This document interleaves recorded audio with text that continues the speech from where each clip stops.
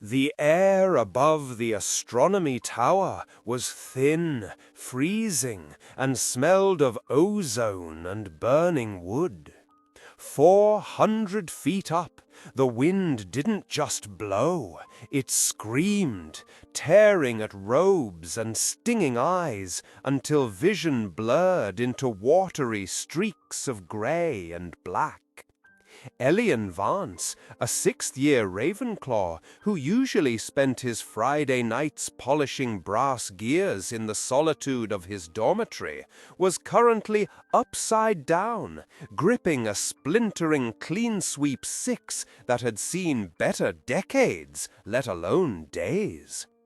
Below him, the castle was a patchwork of terrified screams and flashes of green light. Above him, closing in at speeds that defied physics, were 3 black blurs, Death Eaters on Nimbus 2001s. The math was simple, and the math was lethal. They were faster, they were stronger, and they were killers. Elian was a student with a C grade in Defense Against the Dark Arts, and a broom that vibrated violently if pushed past 50 miles per hour. He had 3 seconds before they reached spell range. 2 seconds before the lead pursuer, a masked figure whose robe snapped like a whip in the gale, raised a wand. 1 second to decide if his months of ridicule were worth dying for. Elian didn't reach for his wand in his pocket. He didn't scream a counter-curse. Instead, he jammed his right hand onto a crude, spiraling coil of copper wire that was ugly and frantically wrapped around the handle of his broomstick.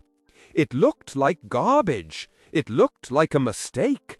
But as his skin touched the cold metal, a pulse of raw, unrefined magic surged from his core, bypassing the verbal incantation entirely, and slammed directly into the broom's suspension charms. The Clean Sweep didn't just turn, it snapped 90 degrees to the left instantly, a maneuver that should have snapped the wood in half.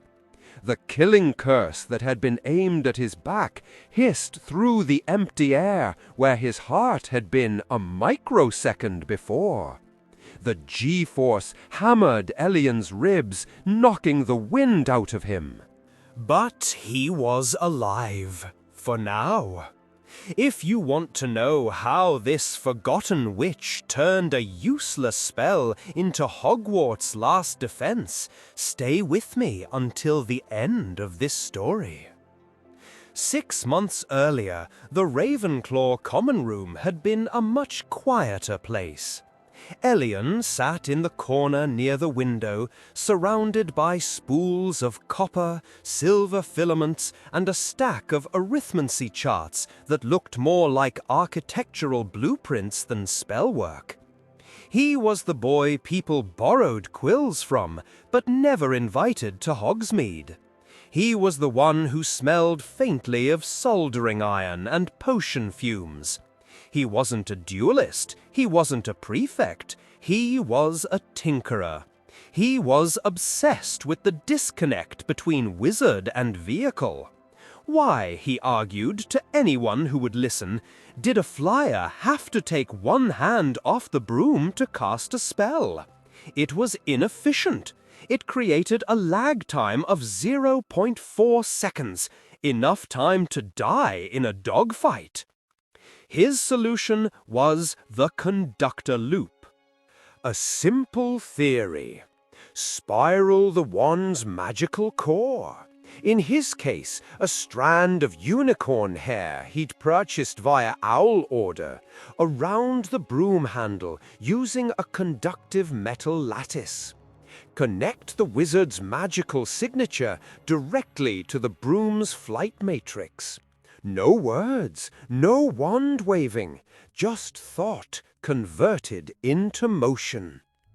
When he presented the prototype to the dueling club captain, a Gryffindor with more confidence than sense, the laughter had been loud enough to echo off the stone walls.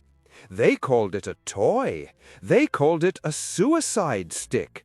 They said if the feedback loop didn't blow his hand off, the lack of stability would fly him straight into the humping willow.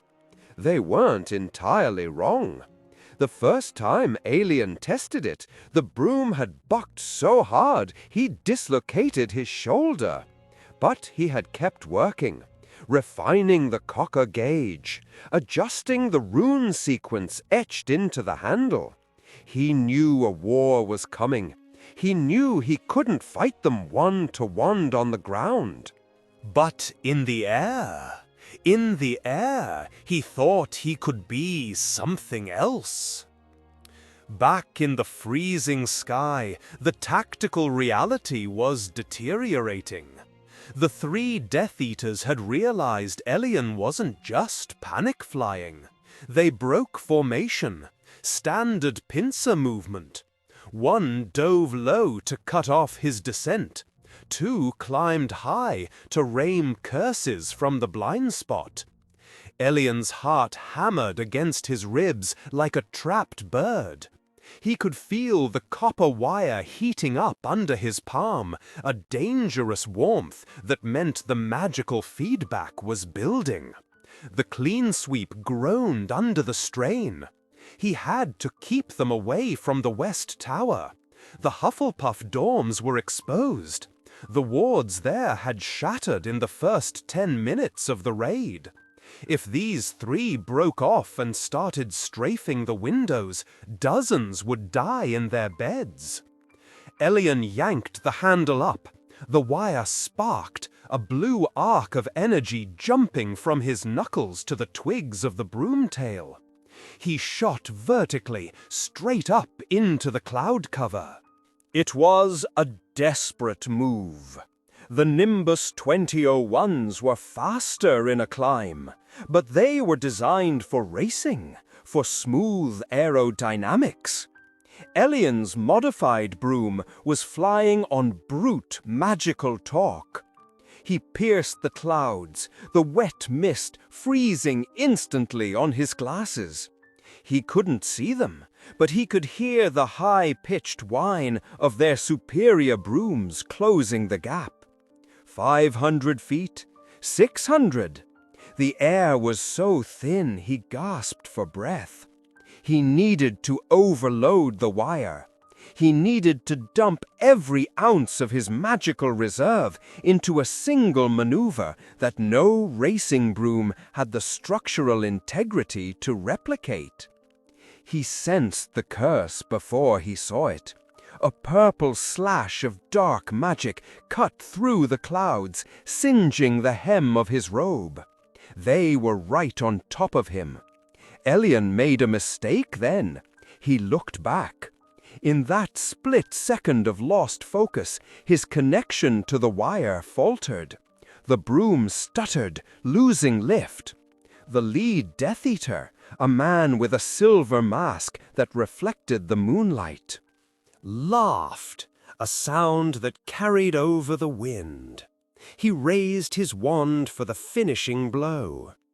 Elian squeezed his eyes shut, anticipating the end. But the blow didn't come.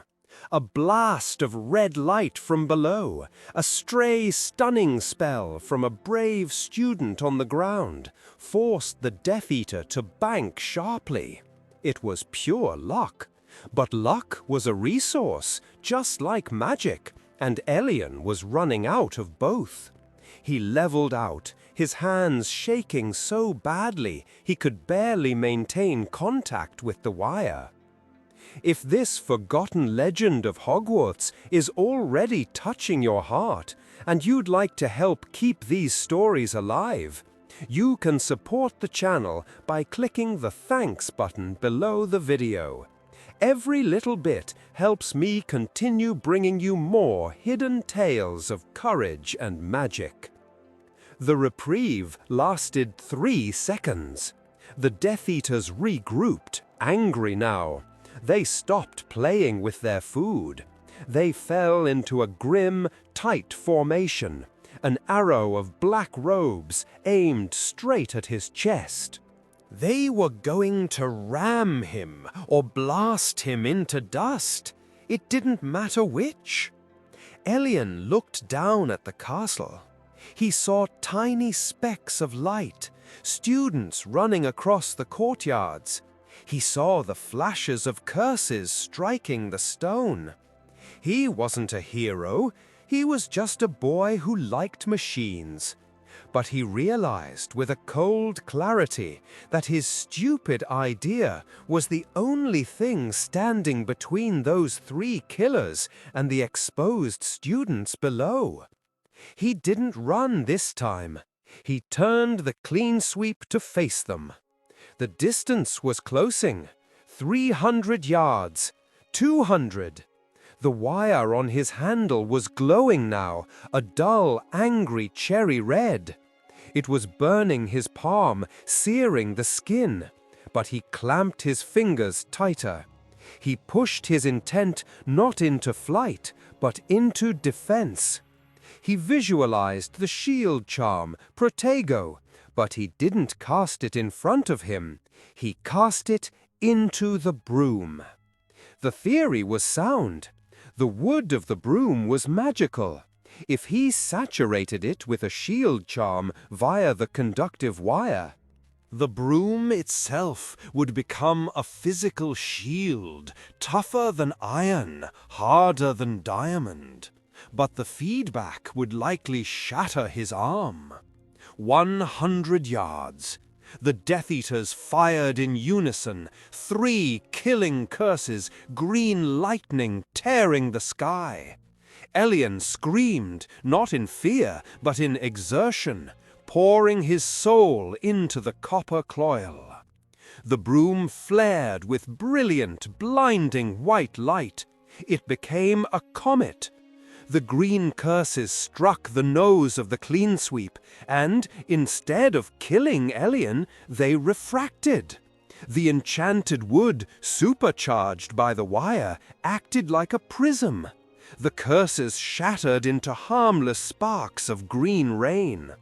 The Death Eaters, blinded by the sudden flash and expecting a dead body, didn't have time to react. Elian didn't dodge. He accelerated. He slammed into the center of their formation. It wasn't a collision of flesh and wood. It was a collision of opposing magical fields. The impact sounded like a thunderclap that shook the foundations of the astronomy tower below. The wire fused to Elian's flesh. The broom shattered into 1,000 splinters. The shockwave threw the 3 Death Eaters backward as if they had hit a solid wall of stone at 80 miles per hour. Their brooms snapped. Their wands flew from their hands. They tumbled, unconscious and broken, falling out of the sky like stones. Elian fell too. He had no broom. He had no wand. It had slipped from his pocket in the impact. He was falling 400 feet through the dark, the wind roaring in his ears, his right hand a ruin of burned flesh and molten copper. He didn't scream. He just watched the stars spinning above him and thought vaguely that the calculations had been correct. The conduction ratio held. He hit the canopy of the forbidden forest. Branches whipped and snapped, slowing his fall, tearing his robes, bruising every inch of his body. He crashed through the foliage and hit the soft, mossy dirt with a thud that knocked the world into darkness. When he woke, it was dawn. The sounds of battle had faded into the eerie silence of the morning after. He was in the hospital wing, the smell of medicinal potions sharp in his nose. His right arm was bandaged heavily, suspended in a sling. He tried to move, and a sharp pain shot through his shoulder, reminding him he was alive. A figure was sitting by his bed. It was Professor Flitwick, the head of Ravenclaw House. The tiny professor looked exhausted, his clothes singed, soot staining his face. On the bedside table lay the remains of the clean-sweep handle, the copper wire fused into the charred wood. Flitwick didn't ask what he had done. He didn't lecture him on the dangers of unauthorized magical tinkering. He simply tapped the charred wood with a gentle finger. He told Elian that 3 Death Eaters had been found in the forest, alive, but with every bone in their broom hands broken. He told Elian that because the aerial attack had been broken, the Order of the Phoenix members on the ground had been able to rally and push the remaining dark forces back beyond the gates. The Hufflepuff dorms were untouched. Elian Vance never received a medal. The Ministry didn't record his name in the official history of the war. The tactic, the Vance Loop, was deemed too dangerous for the curriculum. It required a level of magical stability that most wizards couldn't maintain without burning out their magical core. The broom was trash. His hand would bear the scar of the spiral wire for the rest of his life, a silvery, raised burn that ached when it rained. But in the Ravenclaw common room, the laughter stopped. When the younger students asked about the scar, the older ones would just shake their heads and look at Elian with a quiet, terrified respect.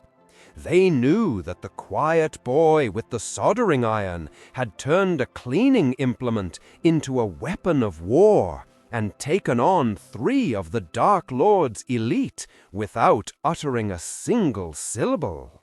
Years later, whispers of the Copper Flight would circulate in underground dueling clubs, a legend of a phantom flyer who turned into a star and broke a siege. But Elian just went back to his books, back to his tinkering. He understood something the loud heroes never would. Magic wasn't just about power or ancient words. It was about mechanics. It was about finding the connection between the wizard and the world, and holding on tight when everyone else let go.